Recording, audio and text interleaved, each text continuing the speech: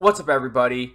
The NZ did kind of catch a nerf in the update from yesterday, but the problem is it's still kind of the same.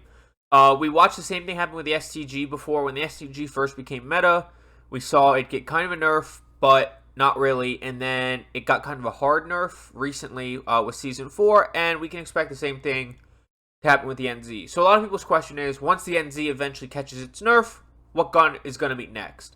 I wholeheartedly believe that the KG M40 is definitely going to be next. It got some buffs a couple times now. It just got buffed in the Season 4 update. And this thing is absolutely going to take the place of the NZ when it eventually gets nerfed a lot harder. So absolutely, if you want to prepare for the next meta, you should be leveling up the KG M40. Now, I know before I ragged on it in my old video, but with the recent buffs, I still was unsure, and then I started trying it, and even though it doesn't quite kill as fast as the NZ, and the NZ still really has no recoil, I've been using it over the NZ. You have a 60-round mag instead of 50, and it just feels really good to me right now. So, let's quick jump into the loadout, and then I'll go over to sim.gg and kind of show you why I think it's next in line. Alright, so the loadout for the KG is kind of the usual loadout. We have the MX silencer and the hand stop as usual, lengthened as usual, polymer as usual, your choice of optic as usual, and on hand as usual.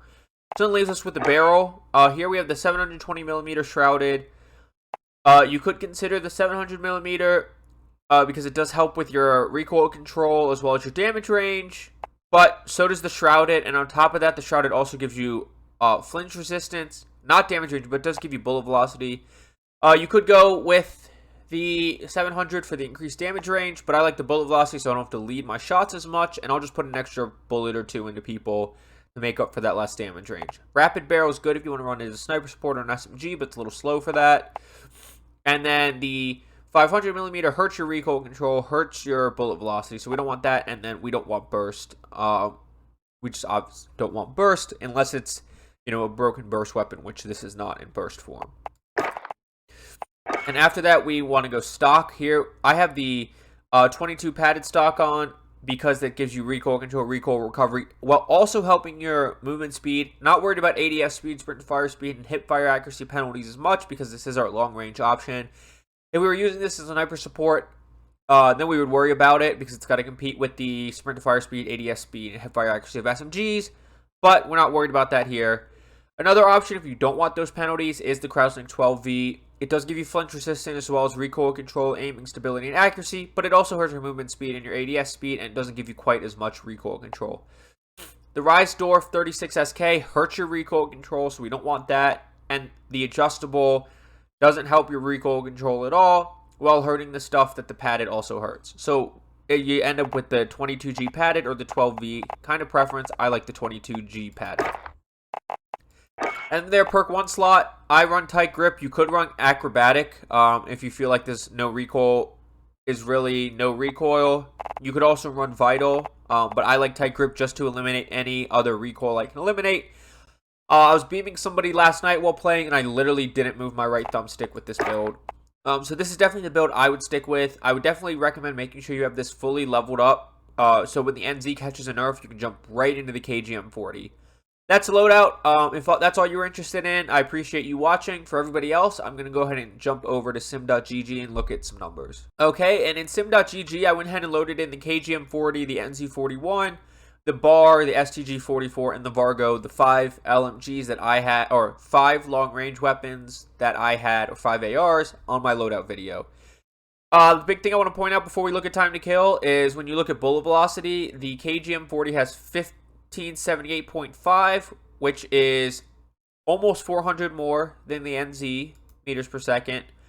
Over 200 more than the BAR, over 100 more than the STG, and more than the Vargo. About 66 more than the Vargo. So it's got the fastest bullet velocity of these 5 ARs, which means you don't have to lead your shots as much. And then when you look at time to kill, it's not dominating. In fact, the Vargo, you can see the orange line is the KG. So let's go ahead and just look at the KG versus the NZ. And yeah, at the chest, the NZ, except for this small couple meter range, does beat out the KG, but barely. And you get the 10 more bullets, and it just feels as good as the NZ does. Even when you go headshots, The NZ doesn't drop off, but up until that 35 mark, they're pretty much equal. And then it's a decent sized gap, but not huge. And then neck, kind of the same thing. Lower torso, a little bit closer, but kind of the same thing. So, and that was really where your shot should be, center mass. So go ahead and we'll get rid of the NZ. Then you look at the bar and the KG.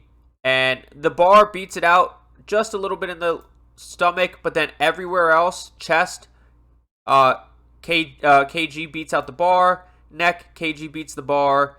Head, the bar, because of its insane headshot multiplier, does beat it, but I mean, realistically, what are you getting? 1 or 2 headshots per kill? So not a huge deal. Shoulders, KG is about equivalent to the bar. So it beats out the bar overall. Then you look at the STG. Start out with chest. KG beats it pretty much everywhere and significantly at long range. Headshot, same thing, pretty much equal, and then pretty significant difference at long range. Stomach, about equal. And then neck, pretty significant difference again, so it easily beats out the STG. And then the only other thing on here that beats out besides the NZ is the Vargo. And at chest, they're pretty much equal. Headshot, you start to get a little bit of a gap. Neck, you get a bigger gap. And stomach, you get a decent sized gap here as well. So the Vargo does beat it out as well when you look at everything. But the Vargo is limited to 5 attachments. And, you know, so that's the big limitation there. And on top of that, the KG has absolutely no recoil, where the Vargo has a little bit of recoil, but it is controllable. When you look at everything, the KG is pretty in line with the NZ overall. And better than the BAR, better than the STG, and not much worse than the Vargo, while having as little recoil as the NZ has right now, and maybe even a little bit less after that NZ nerf. So that's kind of the thought process I have behind why the KG is next in line and why you should definitely have it leveled up. So please don't forget to like, subscribe. I will be putting out my long range and short range videos coming out soon, so hit that notification bell so you know when they upload. And I'll go ahead and link sim.gg down below, as well as on my social medias, so please feel free to visit those. I'm planning on starting my Twitch stream up again this month. I post almost daily on TikTok and Instagram, so check that out. And then Twitter is just kind of whatever. It's not really gaming related, but that's linked down below as well. And please don't forget to comment down below and let me know what you think. Am I wrong about the KG? Am I right? Are you sick of the NZ and you're going to try the KG? Let me know down below. But I will see you on Caldera, Fortune's Keep, and Rebirth Island. Get frying. Have a good day. Bye.